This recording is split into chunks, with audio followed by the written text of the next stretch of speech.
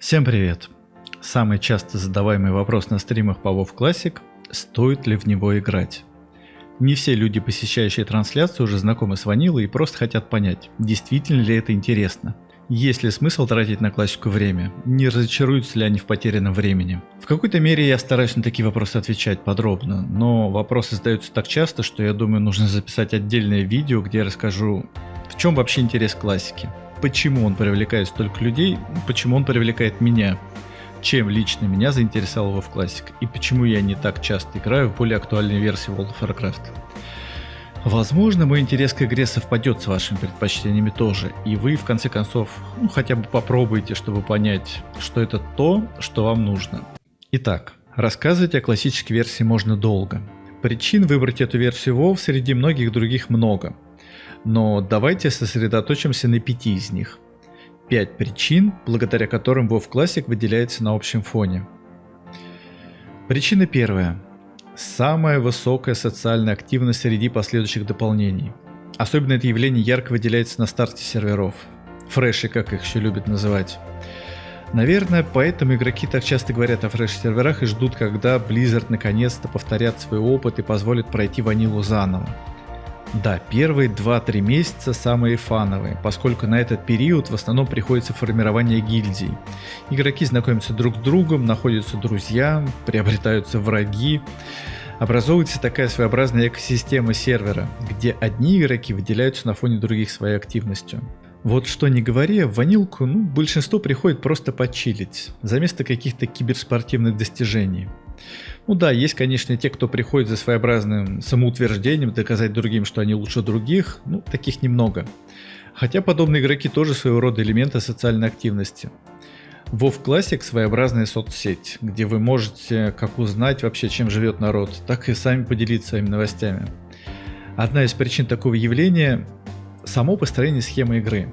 Современные Blizzard давно потеряли эту нить при создании дополнений и пытаются подружить игроков как-то искусственно. Вот вам чатики, вот вам форум, сообщество, идите дружите. Но по факту все гораздо проще. Классика и создавалась как игра для коллективного достижения тяжелых задач. Вам просто придется искать единомышленников, чтобы достигнуть каких-то успехов. Будь то хоть PvP аспект, хоть PvE, хоть тот же самый грифинг, что мы неоднократно наблюдали на протяжении последующих пару лет. Одному играть, конечно, тоже можно, но вы пропускаете мимо себя тонну фана.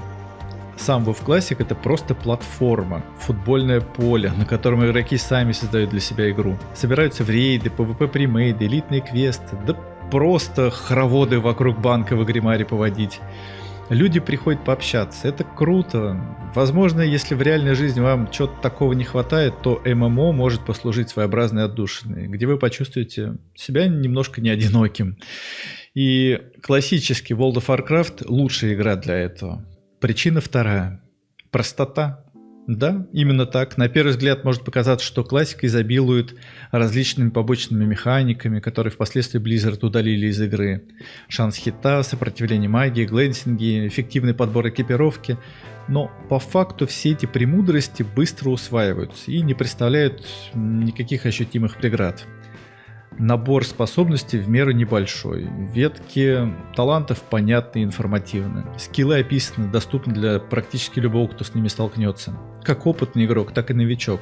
Тактики на боссов, если не примитивно, то просто требуют соблюдения определенной последовательности действий при минимум реакции интеллекта. Выйти из огня, сбить каст, отбежать с вредоносным дебафом или в момент, когда босс наиболее опасен. Практически каждый босс имеет в наличии 3-4 активных механики, которые просты для исполнения. Просто следуйте указаниям рейд-лидера, можно вообще эти тактики не знать. Сказали бить того, бей того, сказали не бить, не бей. Как в том анекдоте, могу копать, могу не копать. А при наличии ворлд-баффов и химии, так вообще большинство тактик просто игнорируется. Босс убивается, даже не успев показать, на что он способен. Конечно, это спорный плюс копилку классической версии World of Warcraft. Все чаще и чаще я слышу недовольные возгласы комьюнити, чтобы сделали контент посложнее, боссов пожестче. Но по факту игроки просто не понимают, что хотят. Босс должен быть интересным, а не сложным. Усложни Blizzard контент, те, кто вчера кричал о том, что боссы легкие, также побегут заливать слезами форумы с просьбами нерфа. Вот хороший пример кастомный классический сервер Vanilla Plus, где боссы в разы сложнее. И такой подход просто отпугнул условно хардкорных игроков, которые пришли за сложностью. Раз попробовали убить босса по привычной no-brain тактике, не смогли. 2 попробовали, не получилось. Выводы какие? Я босса убить не могу, значит он неубиваемый. А стало быть, мне в это играть неинтересно. Администрация делать контент легче отказалась, и горе-хардкорщики покинули проект. Также свежи в памяти катаклизмовские инсты, когда комьюнити, пришедшая с 3.3.5 и привыкшая к фейсрольным героикам Лича, столкнулась с контентом строго требовательным к соблюдению тактики. Каст не сбил — вайп. Из войд-зоны не выбежал — умер. Блин, как так-то? Разве у меня не должно быть права на ошибку? Я же не киберспортсмен какой-то. Игроки, которые любят по хардкорней, такие, конечно, тоже есть. Но в основном большинство предпочитает, иллюзию сложности. Чтобы игрок мог сказать: да, контент сложный, но я его освоил, значит молодец. В классике в этом плане именно так. Практически весь контент доступен для освоения. Условно-казуальным игрокам не обидно. Почему он тот может закрыть текущий рейд, а я не могу? Причина 3. Лор. Да, в последующих дополнениях сюжетной линии тоже присутствует, но в классике история куда каноничнее и уходит глубоко в события древнего Азерота. Выполняя задание «Исследуя мир», мы прикасаемся к таким событиям, как противостояние эльфов армии Киражей, изучаем древние цивилизации троллей, восстанавливаем события, предшествующие упадку некогда Великой Империи. Нашему взгляду открывается последствия вторжения Орды через темный портал и, конечно же, великое противостояние плети. Да, король Лич пока спит, набирается сил в ледяной короне, но его приспешники не дают расслабиться. Эпоха WoW Classic — это своего рода затишье перед бурей, и мы наблюдаем, как нарастает угроза и всячески стараемся предотвратить ее. Ну и самая богатая квестовая сюжетка — это, конечно же, вмешательство стаи черных драконов в политическую жизнь Азерота, затронувшая практически все аспекты фракции, с которыми мы соприкасаемся. Даже создание Братства Справедливости не обошлось без их делишек. Игрок как будто оказывается в небольшом временном отрезке, в котором, как в музее, застыли величайшие катаклизмы всех времен. И любителям истории World of Warcraft однозначно будет интересно. Большой плюс лора WoW Classic еще в том, что он создавался именно в духе сурового такого фэнтези, очень похож на толкиеновский «Властелин колец», откуда, кстати, много чего позаимствовано. То есть лор можно так назвать классический, без примеси космических пришельцев, нанотехнологий, китайских драконов и прочих вульперов. Причина 4. Уникальный дизайн классов. Что ни говори, а классический World of Warcraft создавался именно под ролеплейную модель. Здесь игрок отыгрывает роль вселенной Warcraft без скидок на игровую составляющую.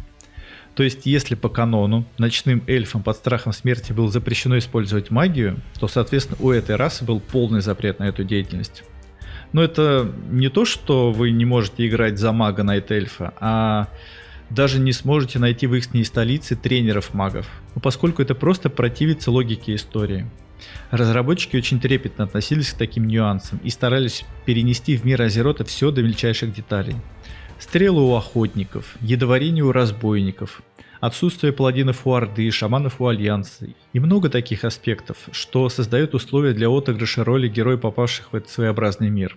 Именно поэтому у классических версий World of Warcraft так много ролеплейных миров. Да, в РУ регионе нет ни одного по непонятным причинам, но в других европейских и американских вкладках РП миров в избытке.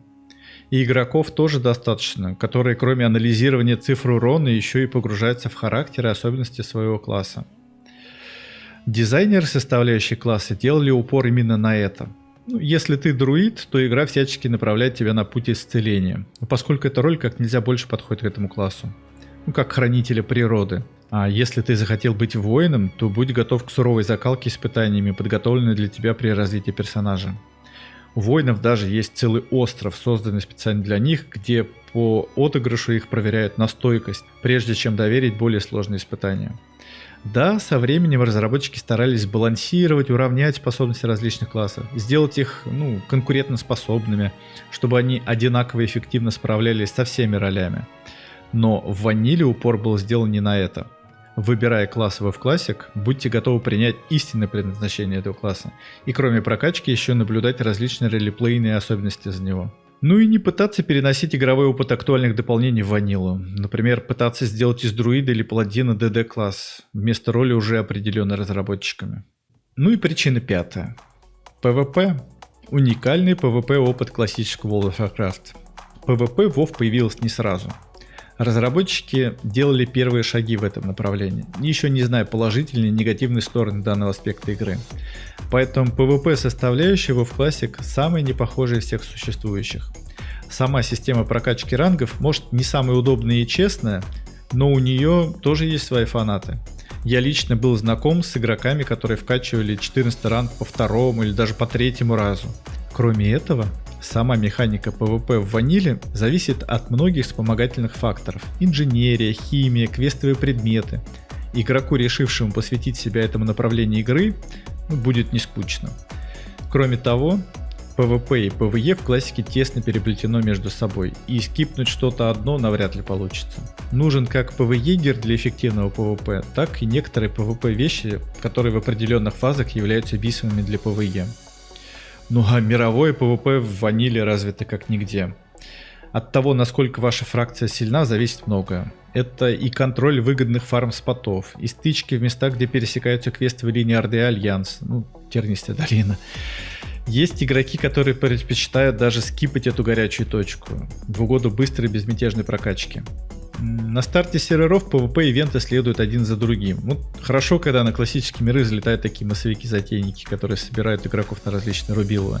Кроме этого, в ваниле еще не было флаймаунтов, а значит, выйдя за ворота столицы, ты не мог гарантировать себе безопасность, мог надеяться только на свой скилл и помощь товарищей. И знаете что? Пока я готовил этот материал, я вспомнил про еще одну, шестую причину. Но ролик переименовывать не стал, потому что 5 как-то круче звучит, чем 6. Шестая причина — это ценность лута. Да, лут здесь добывается тяжело и долго. Вы можете, конечно, отнести этот аспект к минусам, я же считаю наоборот. Каждая добытая эпическая шмотка для вас — это событие. Воистину, эпики в классике — это эпики. Отчего и персонаж, который вы одеваете и развиваете, становится для вас ценнее и дороже.